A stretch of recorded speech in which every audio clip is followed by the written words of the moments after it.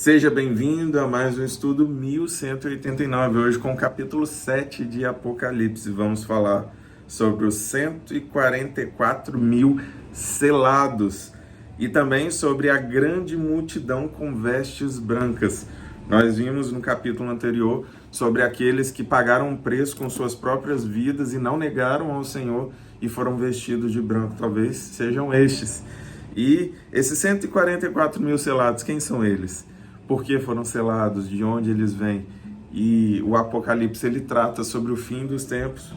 Já falamos sobre as cartas às igrejas da Ásia, que representam de alguma forma a realidade do fim dos tempos. Nós falamos sobre o trono do Senhor, os 24 anciãos, falando sobre o Cordeiro que teve a autoridade de abrir os selos do livro da vida, e falamos sobre os 7 selos e os cavaleiros do Apocalipse que são liberados a partir do momento que cada um desses selos são abertos. E agora vamos falar sobre esses 2 tópicos que eu falei anteriormente, mas antes disso vamos orar. Pai, estamos diante de uma palavra que fala sobre o fim, assim como o Gênesis, que daqui a pouco daremos início, porque todo o estudo 1189 começou no Novo Testamento. Então, o Gênesis fala do início, o Apocalipse fala do fim, e o Senhor fala em todo o tempo, de geração em geração. E nós queremos ouvir a Tua voz, nós queremos ser achados todos os dias pelo Senhor e queremos estar atentos ao que o Senhor tem para nos orientar. Nos submetemos ao Senhor nesse momento. Fala e que nós possamos estar sensíveis para ouvir, em nome de Jesus. Amém. Vamos lá. Depois disso, vi 4 anjos em pé nos 4 cantos da terra, retendo os 4 ventos para impedir que qualquer vento soprasse na terra, no mar ou em qualquer árvore. Então vi outro anjo subindo do oriente, tendo o selo do Deus vivo. Ele bradou em alta voz aos 4 anjos a quem havia sido dado poder para danificar a terra e o mar. Não danifiquem nem a terra, nem o mar, nem as árvores, até que selemos as testas dos servos do nosso Deus.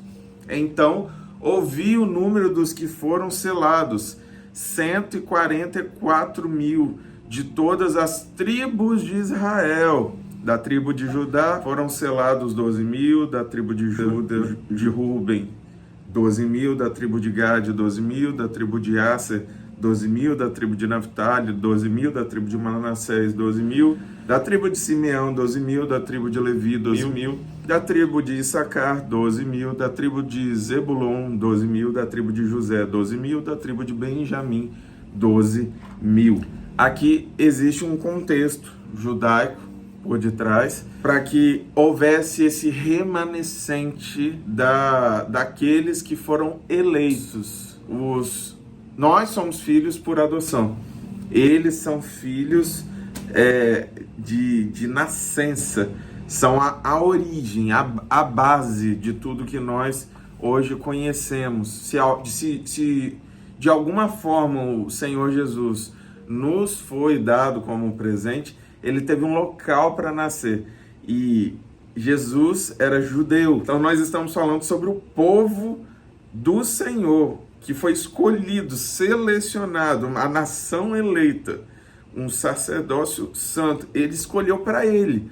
E estes selados, eles têm um propósito no fim, que não é mencionado aqui nesse capítulo, mas que foram selados antes que o mundo fosse abalado e a estrutura do mundo fosse danificada, como mencionado aqui nesse capítulo. Continuando.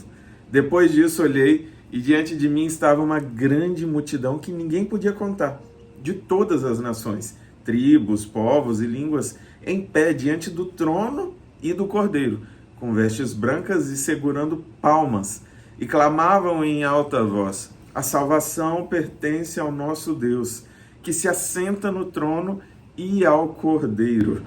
Todos os anjos estavam em pé ao redor do trono, dos anciãos e dos 4 seres viventes. Eles se prostraram com o rosto em terra diante do trono e adoraram a Deus, dizendo: Amém. Louvor e glória, sabedoria, ação de graças, honra, poder e força sejam ao nosso Deus para todo sempre.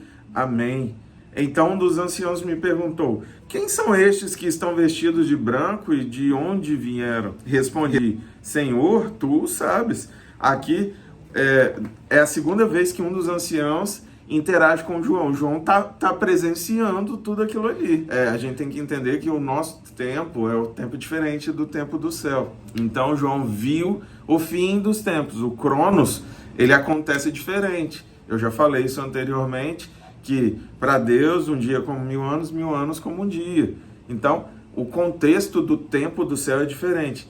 Mas João está ali presenciando isso tudo. No primeiro, o ancião fala: não chora não, vai vir aí alguém que pode abrir esse livro. Aí chega o cordeiro. Agora o ancião vira e pergunta. Ele criou ali um insight. Então um dos anciãos me perguntou: quem são estes que estão vestidos de branco e de onde vieram? Olha que interessante. Respondi: Senhor, tu sabes. E ele disse: estes são os que vieram da grande tribulação e lavaram as suas vestes e as alvejaram no sangue do Cordeiro. Por isso, eles estão diante do trono de Deus e o servem dia e noite em seu santuário. Aquele que está sentado no trono estenderá sobre eles o seu tabernáculo. Nunca mais terão fome, nunca mais terão sede.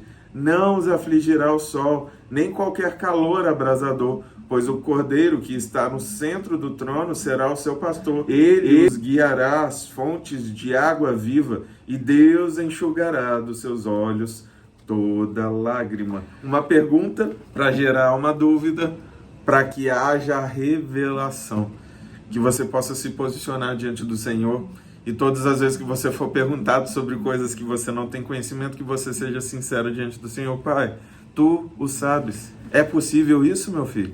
Tu o sabes. O Senhor sabe de tudo. Então, se o Senhor quer me revelar, me revela. Fala comigo, me orienta, me dá força, me dá capacidade de compreender os teus desígnios e entender aquilo que o Senhor espera de mim. Que essa seja a sua posição diante das perguntas do céu, das perguntas do reino eterno. Que essas revelações, que são muito lindas, são muito preciosas, possam gerar em nós um coração esperançoso por esse dia, esse encontro. Que um dia nós estaremos todos alvos como a neve, vestidos de branco diante do Senhor.